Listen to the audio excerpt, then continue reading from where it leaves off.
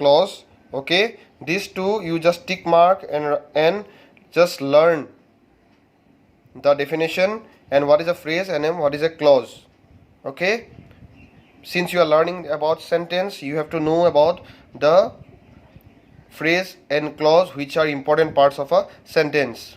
Unless and until you are clear with this definition and you clear with the idea of phrase and clause, your knowledge of sentence will be incomplete.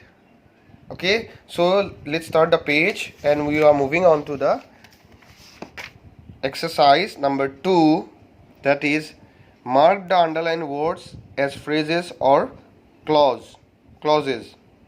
Okay, see, Rita came back early from school because she was unwell. So I have marked it as C, it's clause, because she was unwell. C is subject, was is a verb.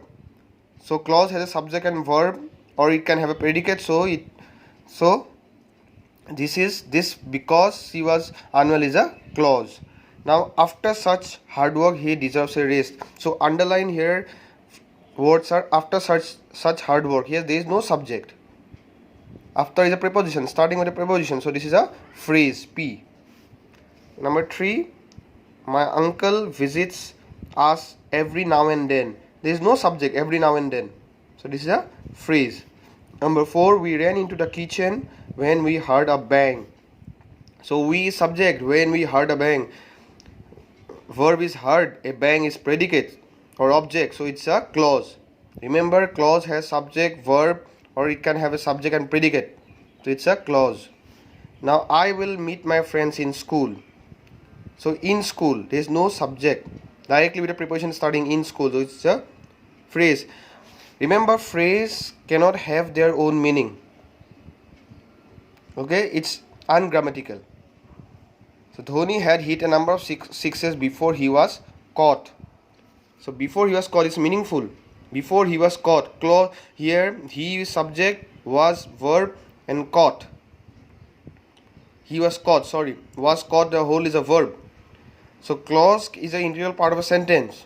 It can stand independently. Before he was caught, we can say that, but we cannot say in school.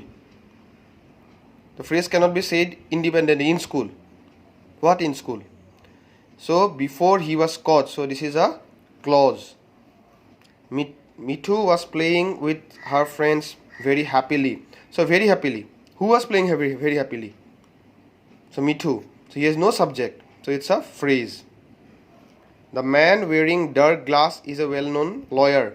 So the man wearing dark glass, we can end the sentence here also. This is a clause.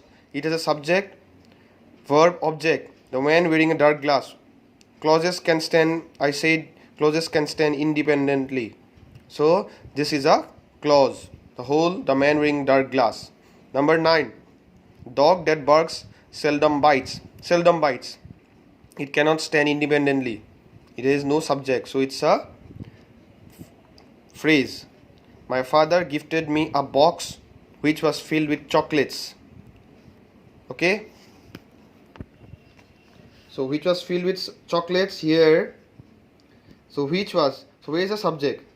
So there is no subject, so this is also a phrase. So I hope by doing the exercise you are clear. If you are not clear, try to go through the definitions again. Remember, phrases cannot stand alone. They doesn't have a subject and predicate or subject and verb.